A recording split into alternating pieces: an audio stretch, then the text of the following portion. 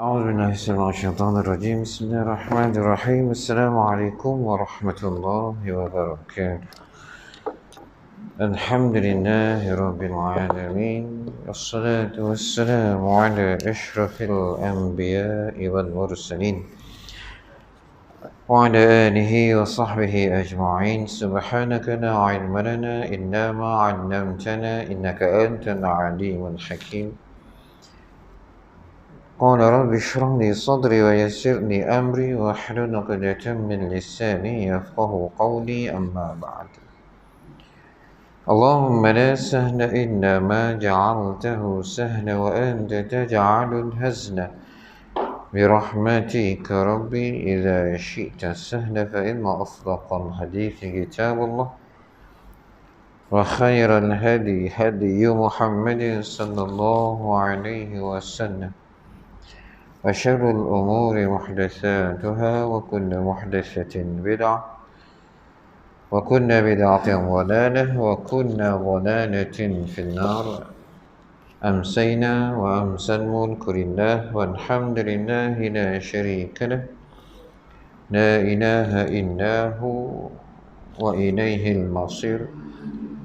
أمسينا على فطرة الإسلام وكلمة الإخلاص، وعلى دين نبينا محمد صلى الله عليه وسلم، وعلى ملة أبينا إبراهيم حنيفا وما كان من المشركين. رضينا بالله ربا، وبالإسلام دينا، وبمحمد صلى الله عليه وسلم نبيا ورسولا. Yang dimuliakan Tuan Imam, Tuan Ridhan, pengurusi serta ahli jawatan kuasa surau, hadirin hadirat, muslimin muslimat, tuan-tuan, puan-puan, ayah-ayah, ibu-ibu yang dirahmati Allah Ta'ala sekalian. Alhamdulillah,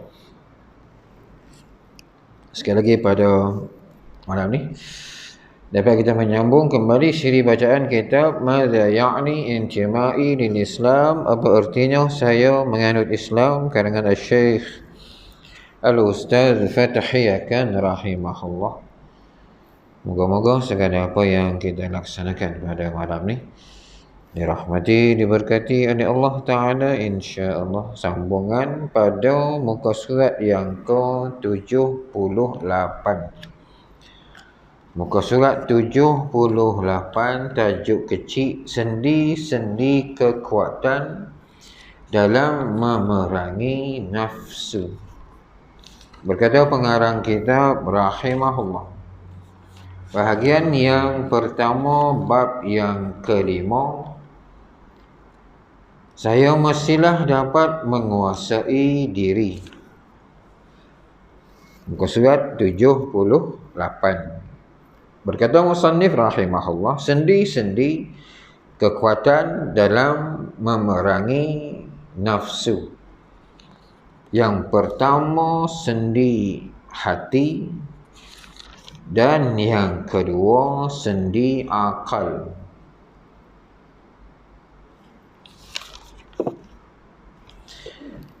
Yang pertama, hati. Hati akan menjadi benteng yang kuat dalam memerangi nafsu sekiranya hati itu hidup, lembut, bersih, cekal, dan selalu mengingati pesanan Sayyidina Ali bin Abi Thalib radhiyallahu anhu. Dia berkata, sesungguhnya Allah Subhanahu wa ta'ala mempunyai bejana di atas buminya, iaitu hati-hati. Maka hati yang paling disukai oleh Allah Subhanahu wa ta'ala ialah hati yang lembut, hati yang bersih, dan hati yang cekal. Kemudian Sayyidina Ali bin Abi Thalib radhiyallahu anhu mentafsirkan kalimah-kalimah tersebut dengan katanya, hati yang cekal iaitu cekal dalam pegangan agama, hati yang bersih iaitu bersih di dalam keyakinan, Dan hati yang lembut, yakni lembut terhadap saudara-saudara mukmin.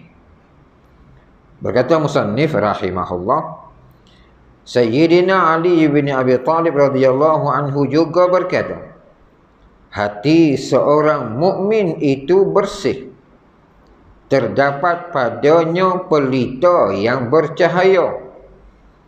Hati seorang kafir itu hitam serta berpenyakit. Berkata pengarang kitab rahimahullah, Al-Quranul Karim memberi gambaran tentang hati orang-orang mukmin. Menerusi firman Allah, A'udzubillahi minasyaitonir rajim. Alladzina idza dzukirallahu wajilat qulubuhum wa idza tuliyat 'alaihim ayatuhu zadatuhum imana.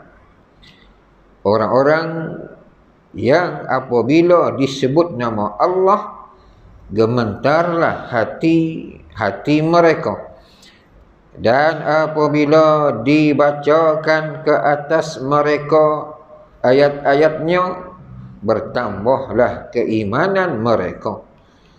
Suratul Anfal ayat yang kedua. Berkata musannif, dalam menggambarkan sifat-sifat hati orang-orang kafir pula, Allah menjelaskan, A'udzubillahi minasyaitonir rajim.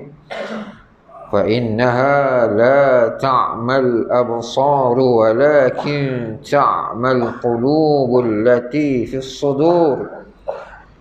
Kerana sesungguhnya bukanlah mata itu yang buta, tetapi yang buta itu ialah hati yang di dalam dada. Sadaqallahul azim. Suratul Hajj ayat yang ke-46. Allah juga berfirman, A'udzubillahi minasyaitonir rajim. Afala yatadabbaruna al-Qur'an am 'ala qulubin aqfaluha. Maka apakah mereka tidak memperhatikan Al-Quran, ataukah hati mereka terkunci? Sadaqallahul azim. Suratu Muhammad ayat yang ke-24. Tuan-tuan yang diminta Allah Ta'ala yang sambungan pada bab yang kelima, saya mestilah dapat menguasai diri. Pengarang kitab rahimahullah, dia buat mari tajuk kecil bawah tajuk besar yang bab yang kelima ni, sendi-sendi kekuatan dalam memerangi hawa nafsu. Hawa nafsu ni tuan-tuan sekalian adalah musuh yang paling besar yang akan dihadapi, yang sentiasa dihadapi oleh setiap pada kita ni. Kalaulah musuh di medan perang tu dirasakan besar tu, nah itulah kemuncak sebenarnya, jihad dalam menegakkan hukum Tuhan. Yang paling atasnya jihad fi sabilillah, perang memerangi golongan kafir, musuh-musuh Allah.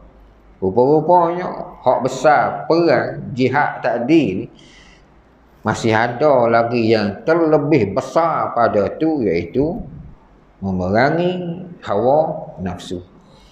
Dan hawa nafsu inilah tuan-tuan sekalian menjadi punca Allah Ta'ala mengeluarkan Nabi Adam alaihi salam dari syurga. Dan perkara inilah juga menjadi punca kepada setan iblis dihalau oleh Allah Ta'ala dari syurga. Mana besar tak besarnya cerita nafsu ni tuan-tuan sekalian. Maka dalam kitab ni, tajuk yang kita baca malam ni, perincian ni khusus kepada mereka yang duduk dalam gerakan Islam. Dan sama-sama dah kita sebut dalam mukadimah tazkirah ataupun kuliah kitab ni, dua golongan yang menjadi sasaran kepada pengarang kitab. Sasaran utamanya mereka yang berada dalam gerakan Islam. Dan sasaran ataupun golongan yang kedua sekalian orang yang beriman. Terutamanya golongan yang pertama tadi, mereka yang duduk dalam gerakan Islam, hawa nafsu ni menjadi keutamaan untuk mereka didik. Kerana apa? Duduk dalam gerakan Islam satu perkara yang susah, sukar. Sebagaimana bila mana kita perhati dalam sirah Rasulullah sallallahu alaihi wasallam. 3 tahun yang pertama lepas pada Nabi menerima wahyu, tengok lagu mana pendekatan yang Nabi ambil secara sulit. Senyap-senyap. Kenapa? Perangai orang Arab Mekah ni dia tak suka kepada benda yang baru. Kerana terikat dengan pengamalan nenek moyang.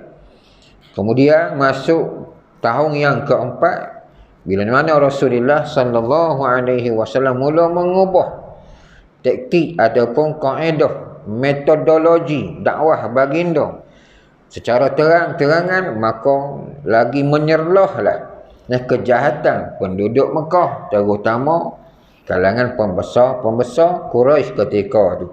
Ramai mana kalangan sahabat yang syahid, meninggal kerana didera, diseksa. Sehingga kan Rasulullah sallallahu alaihi wasallam berdepan dengan macam-macam kesukaran. Berdepan dengan 3 tahun pemulawan yang dibuat oleh puak-puak Quraisy 3 tahun.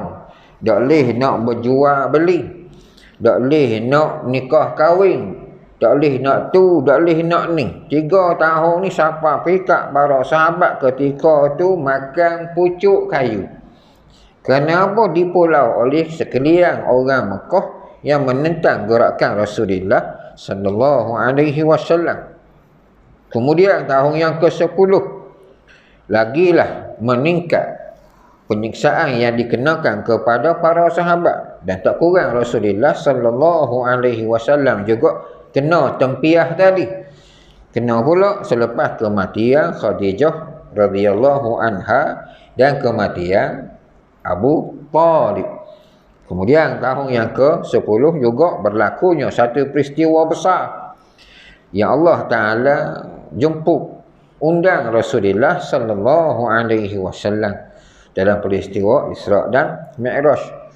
Kemudian lepas pada tahun yang ke-11, Nabi mengubah dakwah, mula menumpu kepada jemaah haji yang mari dari Madinah, sehingga berlakunya perjanjian Al-Aqabah yang pertama di antara Rasulullah sallallahu alaihi wasallam dengan 12 orang Madinah hak mari buat haji.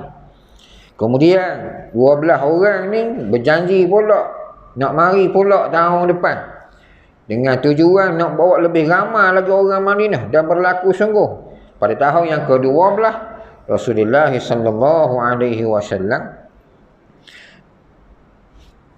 dibawa mari oleh 12 orang yang tahun sebelah tu 78 orang, dan berlakulah perjanjian Al-Aqabah yang kedua. Dan pada tahun yang ke-13 apabila penilaian Rasulullah sallallahu alaihi wasallam terhadap penerimaan orang Madinah cukup hebat, lalu baginda sallallahu alaihi wasallam dengan perintah mari dari Allah Ta'ala mula meninggalkan Mekah, berhijrah ke Madinah. Sengaja kita bawa mari ringkasan sirah ni tuan-tuan sekalian, nak tunjuk lagu mana susahnya cerita nak bawa agama ni. Kalau Nabi sallallahu alaihi wasallam sehebat-hebat manusia, banyak bantuan yang mari dari Allah Ta'ala pun berdepan dengan macam-macam masalah. Dalam keadaan ketakwaan Nabi dan juga para sahabat begitu hebat, tidak ada tandingan, pun masih berdepan dengan macam-macam karenah, macam-macam halangan, macam-macam ujian. Sementara kita hari ni hak imannya tak sehebat mana. Maka ini gambaran secara kasar susahnya nak bawa agama. Sementara pula kita sentiasa berdepan dengan hawa nafsu. Lalu tajuk ni hak malam ni kita baca, Pengarang kitab rahimahullah, dia buat mari lagu mana nak didik hati, nak kawal hati, nak kontrol hati, nak kontrol hak nafsu. Lalu kata pengarang kita ada dua perkara ni, dua elemen, dua barang yang kena jaga sungguh-sungguh, kerana barang ni boleh mengawal hawa nafsu. Dua perkara. Yang pertama hati. Lalu dia bawa mari kata-kata daripada Ali bin Abi Thalib radhiyallahu anhu. Ali kata apa? Orang yang nak bawa agama ni, benda hak pertama dia kena hadap nafsu dia. Maka nafsu ni perlu diperangi oleh hati. Dan hati itu pula ada kriteria dia. Kena ada 3 perkara pada hati. Lalu kata Ali radhiyallahu anhu, hati yang pertama perlulah hidup. Dan apa maksud hidup? Kemudian hati yang kedua kena lembut. Apa maksud lembut? Dan hati yang ketiga kenalah cekal. Apa maksud cekal? Dia cerita. Lagu mana hati hak hidup, lagu mana hati hak lembut, lagu mana hati hak cekal. Lalu kata Ali radhiyallahu anhu, hati yang lembut apabila hati itu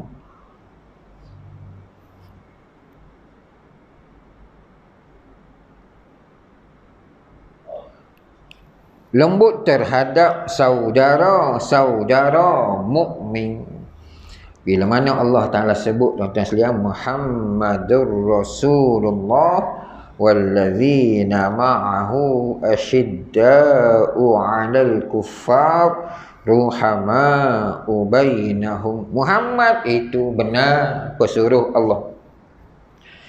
Dan mereka yang bersama-sama dengan dia, dengan Nabi sallallahu alaihi wasallam, yakni para sahabat.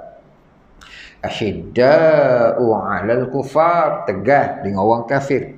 Ruhama'u bainahum, sentiasa berlemah lembut di antara sesama mereka.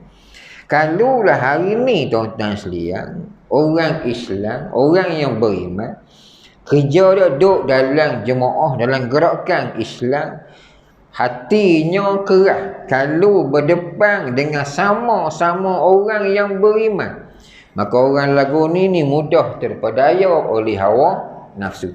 Maka pastikan hati orang yang duduk dalam gerakan Islam, dan umumnya orang Islam ni tuan-tuan sekalian, kena bersifat lemah lembut. Lembut dengan maksud bila berdepan dengan sama-sama orang yang beriman. Kena ada toleransi, kena ada tasamuh, kena ada sifat pemaaf. Bayangkan kalau sama-sama orang Islam ada sifat deki. Sama-sama orang Islam adanya sifat riak, adanya sifat bakhil, adanya sifat kedeku, adanya tamak, adanya ujub, adanya cintakan dunia.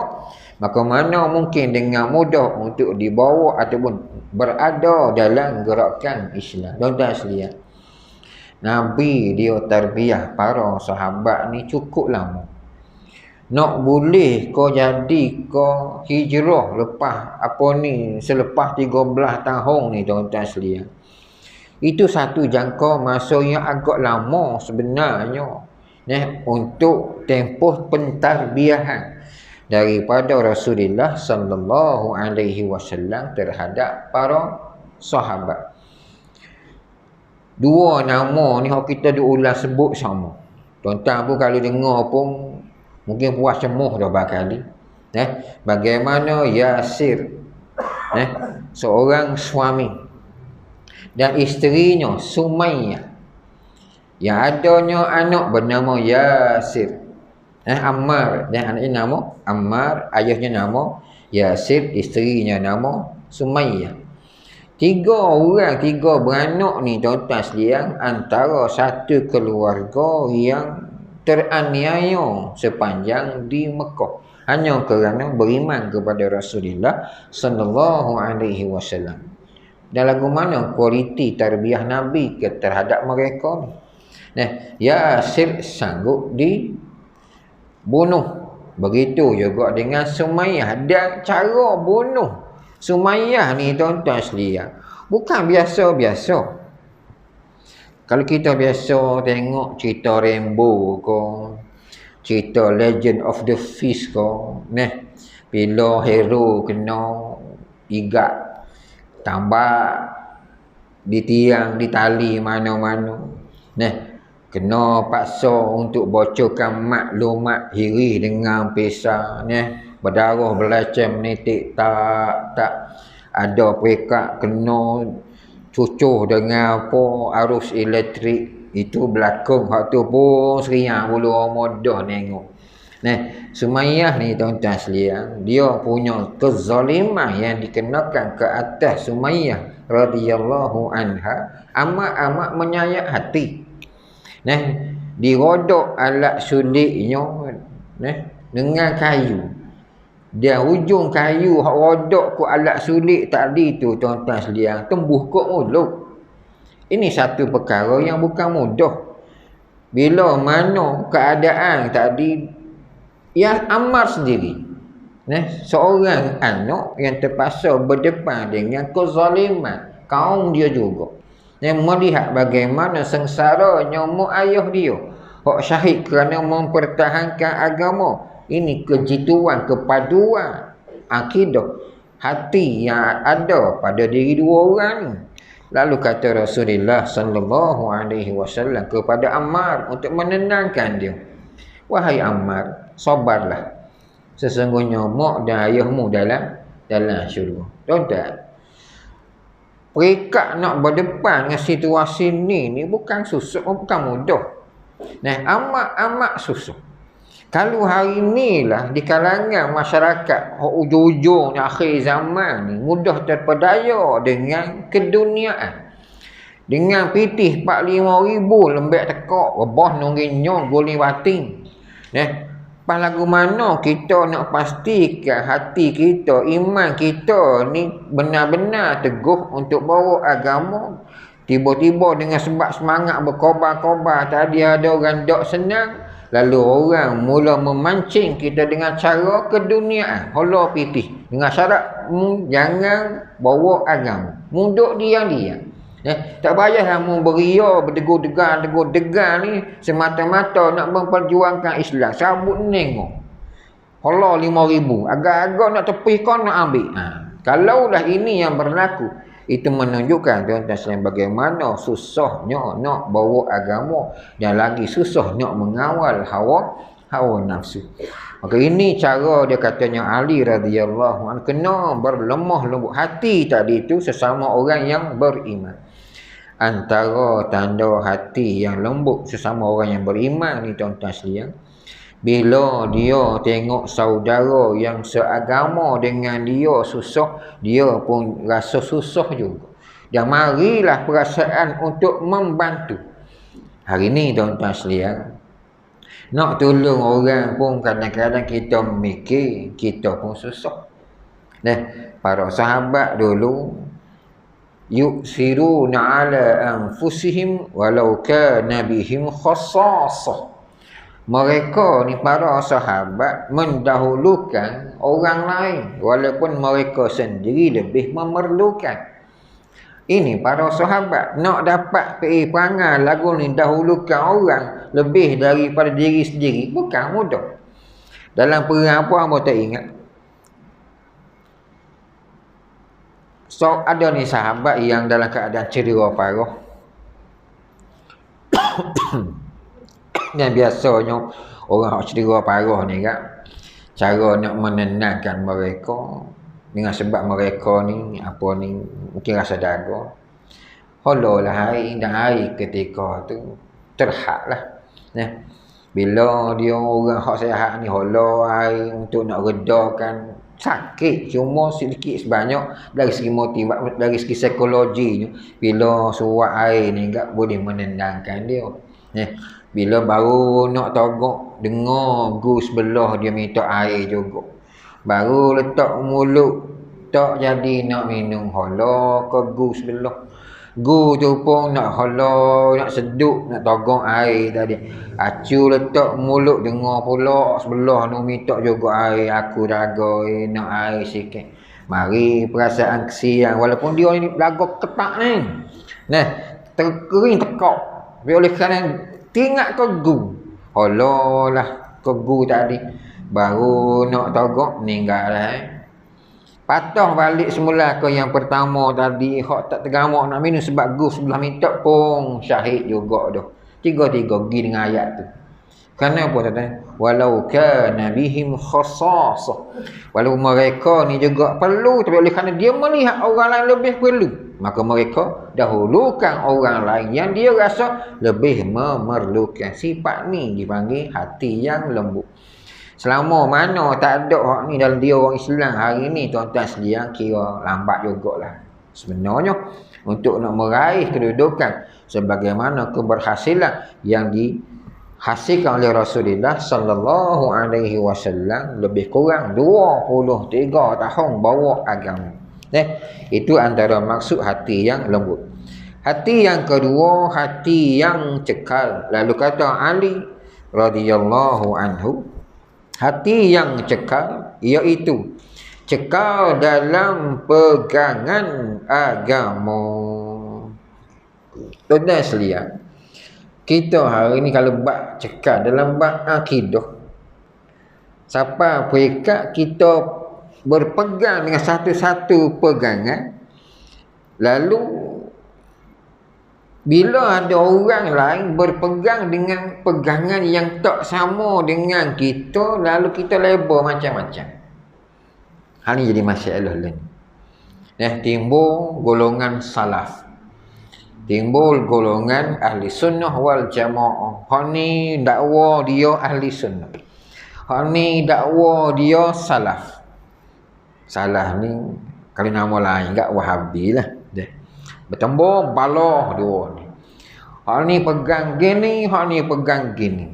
Bila tak sama, pakat balah.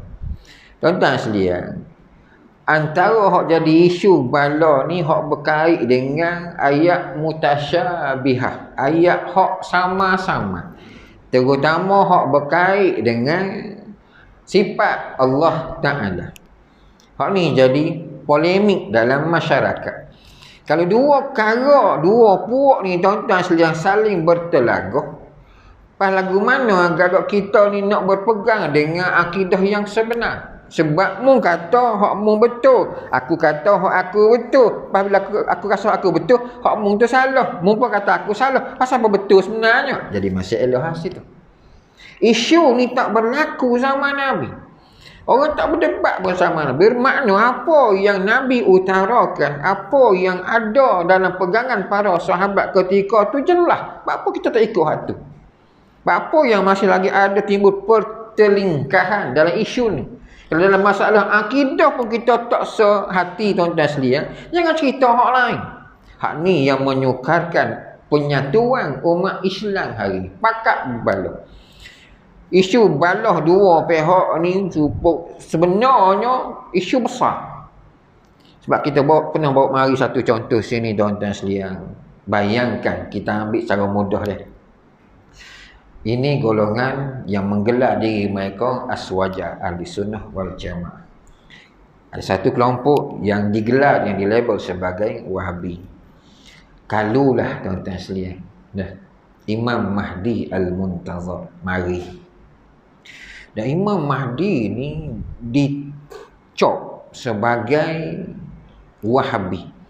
Agak-agak yang duduk dalam kelompok Aswaja Ahli Sunnah wal Jamaah ni nak sokong ke duduk? Dia rasa duduk lah. Sebab dia balas dua ni. Dan begitu sebaliknya, kalulah Imam Mahdi digelar sebagai Aswaja Ahli Sunnah wal Jamaah, Wahabi nak join ke duduk? Duduk lah. Mana ada dua nama kita agak-agak. Sebab tu tuan-tuan sekalian, label ni benda tak comel, benda tak molek. Padahal Nabi pesan nama dah, kalulah mu ni ada bolong mari sobat sakak tak nak pergi dalam agama ni, balik pada dua perkara, Quran dan Sunnah. Sesalah. Masalahnya bila mu ni kerahkan. Tidak ada kecekalan dalam berpegang dengan akidah yang benar. Hak mari daripada Rasulullah sallallahu alaihi wasallam. Hak jadi masalah tuan-tuan sekalian. Satu pihak mengatakan Tuhannya gini. Ini semua mari daripada akal pemikiran. Akal kita ni tuan-tuan sekalian lemah untuk nak fikir lagu mana Allah Ta'ala. Hak cerita bab Ar-Rahman 'alal 'arsyis istawa. Allah yang Maha Pemurah istiwa di atas ni terjemahan, bukan mewakili jihad, bukan mewakili makan, tempat, arah, dak. Cuma terjemahannya lagu tu. Kalaulah kita nak memahami zat sifat Allah Ta'ala dalam keadaan lemahnya akal kita, memang jadi balah. Aku kata gini, mu kata lagu tu, mu rasa mu betul, aku pula rasa aku betul. Padahalnya berbeza dari segi pandangan. Jadi balah. Maka tuan-tuan sekalian, ini semua perkara yang boleh melemahkan umat Islam.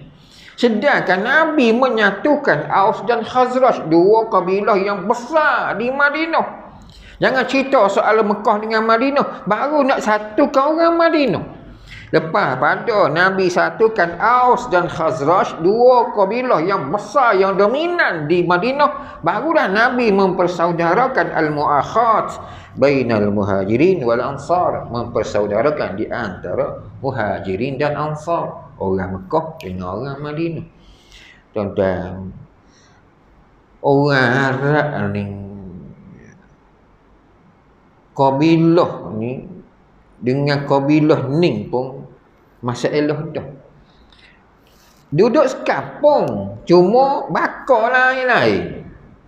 Sekapung. Bila bakar lain-lain, akan jadi pucuk balah. Apatah lagi dua kampung yang beza, pun jadi balah. Daerah yang berbeza, balah. Negeri yang berbeza, balah. Batu negeri-negeri ni kadang-kadang tuan-tuan sekalian, lorak slang tak sama dah. Tengok dia punya nak perbezaan tadi tu. Maka bagaimana dua negeri, Mekah ni dianggap negeri lah, Madinah dianggap negeri, dua negeri ni. Kalau satu kampung dua kabilah pun balah dah. Ni dua negeri pula, lagi parah lah balahnya.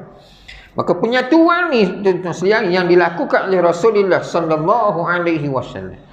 Tiga dasar yang Nabi buat selepas pada hijrah. Yang pertama, mempersaudarakan di antara muhajirin dengan ansar. Itu asas yang pertama. Ini dia panggil tuan-tuan sekalian, dia panggil apa ni? Kira macam law lah, gitulah. Yang kedua, masjid, pembinaan masjid.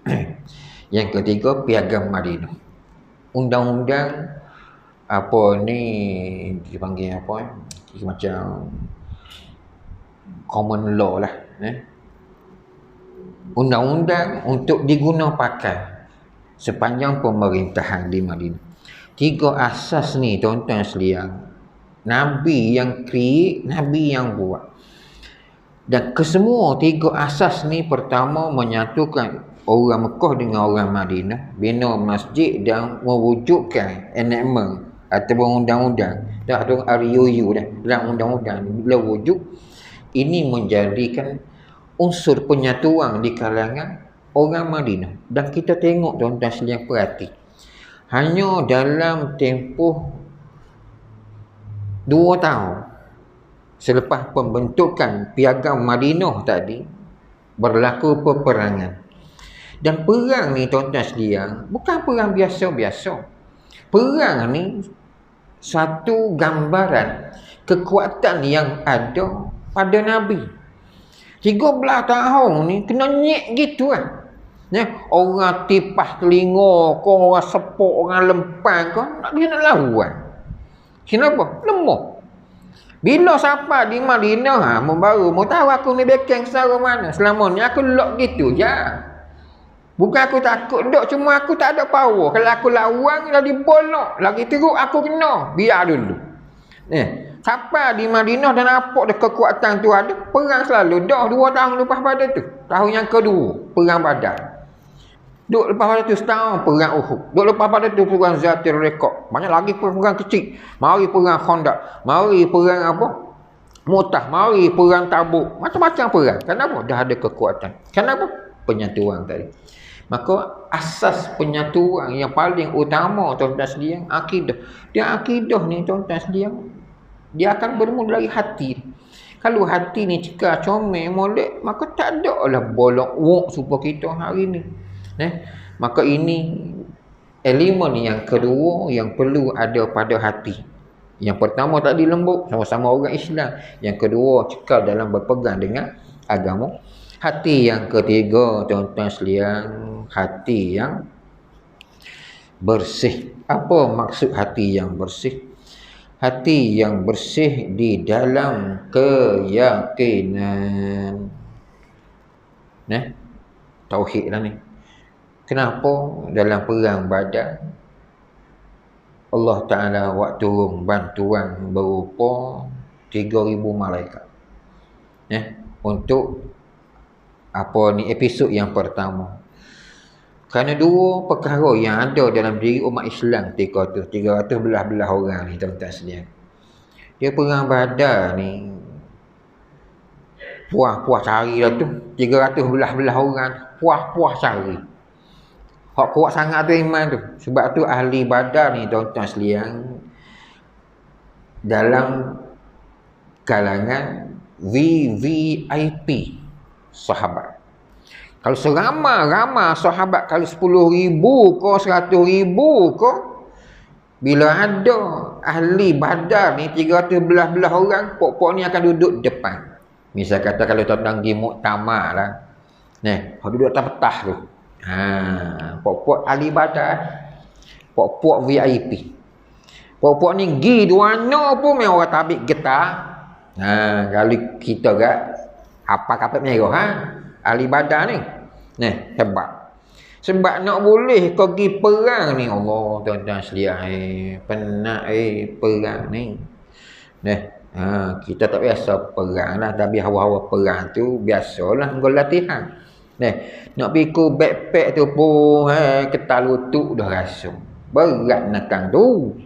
Hak pikul saja berat bahu ni. Kita kecil dah. Kau kecil suruh. Berat tak berat nyembik tu. Pas jalan kaki pula, kereta ada, terak 3 tang ada. Cuma tak siapa naik dia agak laluan tu. Lah, bayang kena jalan kaki. Ngeranduk sungainya. Kalau air setakat buku lali boleh kira ni pakar pinggang. Belengah punggung. Dah jalan dengan basuh. Lepas tu khabak bukit tengah hari pukul 11 tuan-tuan sekalian. Khabak bukit. Rasa tika tu lutut duk dagu. Bayang ngakuk. Allah ni baru latihan ni, tak ada pasal sangat tepung. Siapa suruh masuk askar? Mu rasa kan. Kurang-kurangnya sedaplah bualan ni. Hak tak biasa gak dengar saja jelah, biar kita cong pun. Jadi penat tuan-tuan sekalian, tu baru latihan 12 hari. Jalan tak jauh mana, 160 km. Jalan kaki kenjung, pecah tapak kaki. Ni kalau perang sungguh tak tahu lagu mana lah tuan-tuan sekalian. Susah. Bermakna 300 belah-belah orang ahli Badar ni memang kental sungguh jiwa mereka. Bila Allah Ta'ala buat turun bantuan 3,000 malaikat, sebab apa? Ada 2 perkara dalam hati pokok ni. Sabar dan takwa. Ni je. Lain tak apa, ada pun. Ada 2 ni je kemah lalu. Tentang buka surah Ali Imran ke tuan-tuan sekalian. Awak tak ingat ayat Allah lagu ni sumbat sama. Padahalnya dia baca sama. Bila Allah Ta'ala buat turun 3,000 bantuan berupa malaikat. Lepas pada tu tambah pula 5,000. Jadi 8,000 malaikat saja turun di dalam perang Badar. Sebab apa? 2 tak ada sabar dan takwa. Nabi bergegar tangan tuan-tuan sekalian subuh pagi tu hari Jumaat 17 hari bulan Ramadan. Tahun yang kedua Hijrah. Berlaku perang Badar ni hari Jumaat . Pagi tu tuan-tuan sekalian, Nabi tadah tangan. Start pada lepas isyak. Kalau hari ni hari Khamis, malam karang. Kalau hari ni lah bisa kata hari ni hari Khamis, katakanlah. Lepas isyak karang, Nabi akad tangan berdoa sampai subuh. Sampai ridak Nabi atas bahu ni jatuh. Abu Bakar ambil mari pegang bahu Nabi. Ya Rasulullah, dah lah ya Rasulullah, cukup lah. Sayu hati nengok, tak tidur malam. Kerana apa? Nak berdepan dengan musuh orang ramai. Lepas tu pula kali pertama perang, Nabi kata, kalulah mu tak tolong ya Allah kali ni, maka hilanglah Islam di medan Badar ni. Habis lenyap, tak meninggal sekarang. Pengharapan yang begitu tinggi tuan-tuan sekalian. Kerana apa? Dengan kekuatan yang sedikit. Hak bawa pedang berapa orang je tuan-tuan sekalian. 300 belah orang ni. Hak ramanya pelepah tamat. Main dengan pelepah tamat lawan dengan pedang. Tak buat cetong. Hak naik utang 70 ekor. Gili naik 300 belah orang ni. Gili seekor utang kira sendiri nak gambar. Berapa orang boleh muat? 3 orang. Dan seekor utang. Puan utang jalan. Dia berhenti duduk. Hak atas dia turun. Naik pula ganti hak lain pula. Hak kuda pun ada 4-5 ekor. Bayangkan kesengsaraan. Maka tuan-tuan sekalian, ya Allah Ta'ala nak beri bantuan ni, Allah Ta'ala dia tengok juga iman secara mana. Pak kita hari ni kalau Allah Ta'ala nak tolong, dia rasa lambat lagi lah. Baik. Maka ini dia tuan-tuan sekalian. Bila mana kekuatan dalaman para sahabat. Kemudian dengan sebab perang Badar tadi, berlarutan sehingga perang Uhud. Tiap tahun berlaku perang. Dan rata-rata perang ni bulan puasa. Walaupun tidak bulan puasa kali pun berkait dengan bulan puasa. Kalau bulan perang Khandaq, bermulanya penggalian parit itu bulan Rejab. Bulan Rejab habis masuk Syaban. Pun tak siap juga kat parit. Nak dekat-dekat Ramadan baru siap. Maknanya susahnya nak gali pari. Pada bulan puasa terkepung. Sehingga ke Syawal. Barulah perang tu susah. Tu pun tuan-tuan sekalian, bantuan mari dari Allah berupa ribut pasir. Bergelipangan habis tentera Ahzab. 10,000 ramai. Tentera Islam 3,000 je. Beberapa orang yang cedera dan syahid. Tak ramai. Sebab pertempuran secara berdepan tak berlaku. Kerana apa? Kerana banyaklah sebab musabab.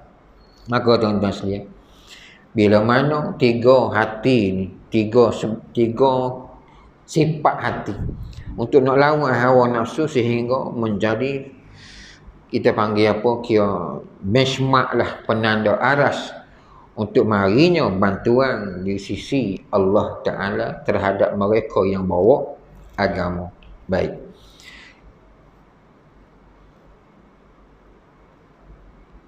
Lalu Ali radhiyallahu anhu juga kata, hati seorang mukmin itu bersih, terdapat padanya pelita yang bercahaya. Hati seorang kafir itu hitam serta berpenyakit. Kalau kita memahami daripada kata-kata Ali ni tuan-tuan sekalian, kalau hati orang Islam ni bersih bercahaya dan hati orang kafir itu hitam dan berpenyakit, sepatutnya kita tak takut pada orang kafir. Sepatutnya. Tapi hari ni jumpa orang kafir kat kelok, kepala pokok, tak berani nak akal.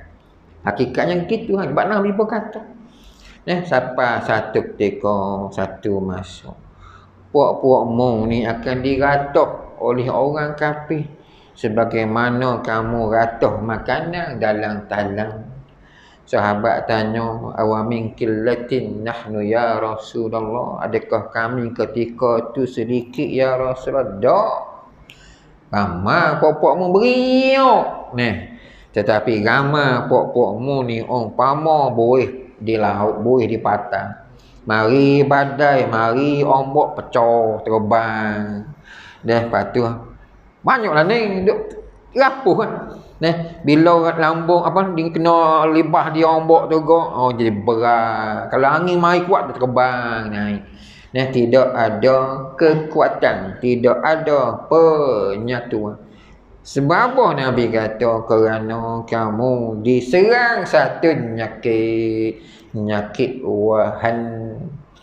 wahan ni tuan-tuan sekalian, apa? Hubbud dunya wa karahiyatul maut, cintakan dunia yang melampau-lampau dan benci kepada kematian. Tuan-tuan, ada senyakit ni pada takut mati. Bila takut mati ni semangat jihad hilang lah. Tu je sebenarnya. Waktu orang kafir ni tuan-tuan sekalian, dia nak melemahkan orang Islam ni, dia tak payah mari perang. Sebab dia tahu dah kalau orang Islam ni melawan dengan pedang, pergi perang dia, memang takkan menang. Sebab semangat dia kuat. Jadi kita lemahkan dengan cara halus. Dia buat mari dengan macam-macam keadaan. Dengar pula akhir-akhir zaman ni tuan-tuan sekalian, hak media sosial tu satu hadah kita disibukkan pula dengan macam-macam virus hari ni. Mari pula tak cukup dengan cacar ayam, mari pula cacar monyet pula. Kita hari ni sibuk dengan SFMD, sakit kuku dan mulut. Selangor mencatatkan dia panggil apa, paling tinggi lah yang kita ni. Rupa-rupanya SFMD ni dia mari serupa dengan COVID juga. Dia punya jakit tu lain macam. Kalau tuan-tuan perhatikan, start pada 2019 sampai 2022 ni, sebagaimana hak Nabi kata dekat-dekat dengan kiamat esok, benda hak berlaku tu mari dengan serta-merta dan berturut-turut, seumpama tasbih yang putus. Tasbih putus ni punya lerai jatuh so ni maderah. Dengan COVID satu hal. Habis COVID tuan-tuan sekalian, perang Rusia Ukraine. Tengah-tengah perang mari cacar monyet. Tengah-tengah cacar monyet ni kita berdepan dengan kekurangan bekalan makanan dunia. 2 bulan lepas India sekat ke masuk ekspor gandum. 4,000 lori ni sekak di port, 4,000 lori tak boleh nak atas mari. Lepas tu 2-3 hari lepas sekak gula pula. Sudah. Lepas apa kita barulah terhegih-hegih nak tanam jagung. Dia ingat tahu hari ni tambah lalu. Tak apalah, kurang-kurangnya usaha kena ada. Tuan-tuan, tanah kita di Malaya ni, tahu dah berapa hidup. Tapi bapa tak senyap ambil peluang. Kita pun jadi lemah jugalah dengan sistem pemerintahan hari ni. Dia tahu dah sistem global warming ni akan jadi punca macam-macam masalah, antaranya kekurangan bekalan makanan. Dengan kemarau yang panjang apa semua, tapi tindakan tu tak ada. Masalah satu lagi, nak tanam jagung pergi kerak balok. Ni masalah. Siang kat balok nampak sangat mu nak khelong ke getah lagi lelah ni. Dah lah kutik getah tu. Perut mu tu lah. Mu nak makan banyak mana sangat go. Pitih banyak berjuta pun mu mati esok 280 riyal set kan kapan. Tu pun sebab hak tukang tu dia rembat dah 30 riyal. Kalau kena molek tak habis 100 pun. Takat kain kapang 3 lah tu kapas 3 gulung. Kapur baru sejabi, batu cendana sebekat. Tak habis 100 kali ikutnya. Tu je lah harta mu nak bawanya pun. Hari ni tuan-tuan sekalian, pihak yang ada otoriti ni tolong buatlah sesuatu untuk menjamin bekalan tu. Baik. Sebab tanah kita sini tuan-tuan memang betul lah tuan-tuan. Kecuali orang hak tangan panah aja. Hak pesen ni mu tanam lah berapa tak dicari kerja. Tangan dia tu memang panah. Biasa tangan panah ni orang bekeng. Capuk lah benih tak jadi kerja. Benih tu sendiri tu pun merajuk ngaju. Tanganmu panah. Tangan orang hak ni sejuk-sejuk ni tahu dah jadi. Aku tuan-tuan sekalian, orang yang ada tanggungjawab di bahu mereka ni, ambillah tindakan. secara drastik lagu mana nak buat. Jangan duk fikir soal mu nak penuhkan kantung pokok cekmu.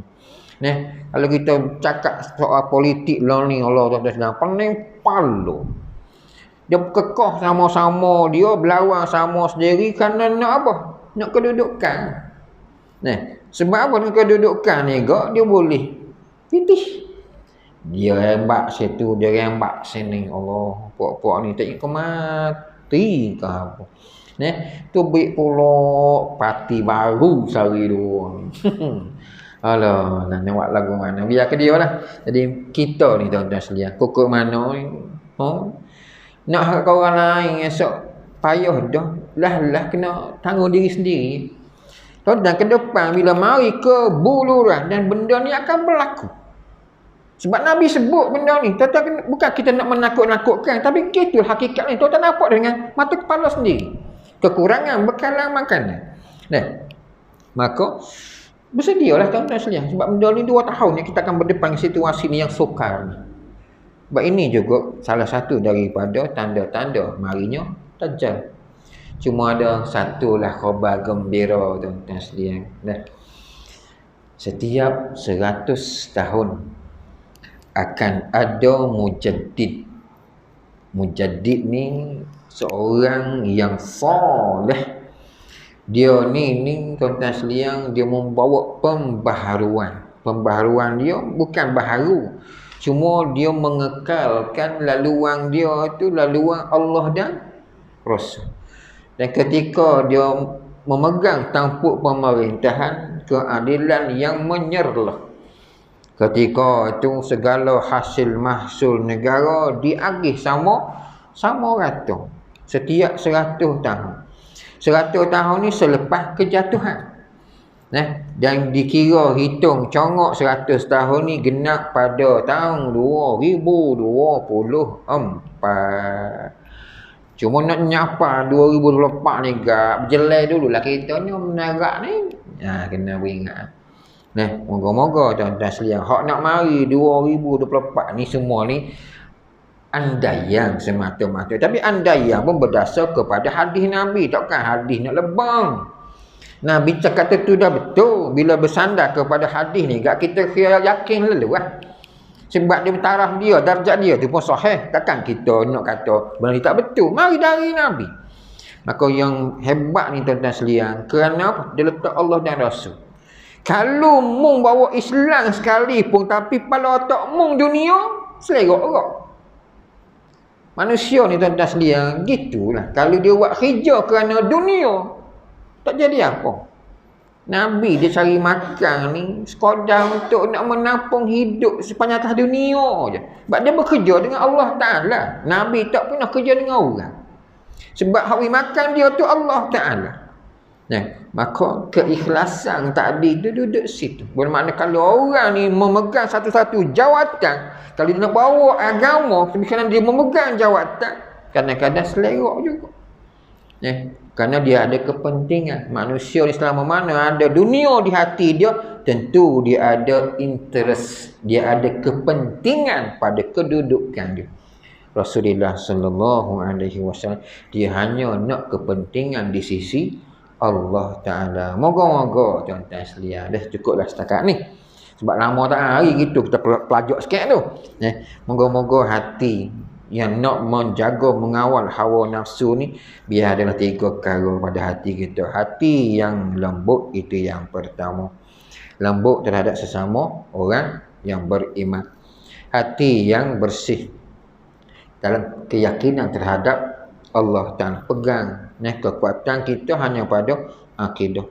Dan yang ketiganya hati yang cekal dalam berpegang dengan agama. Moga-moga perkongsian pada malam ni ada manfaat untuk diri hamba sendiri dan dikongsikan dengan tuan-tuan puan-puan sekalian. Segala yang baik mari dari Allah Subhanahu Wa Ta'ala, dan yang tidak dari kelemahan diri saya sendiri, dan hakikatnya semuanya mari dari Allah Subhanahu Wa Ta'ala.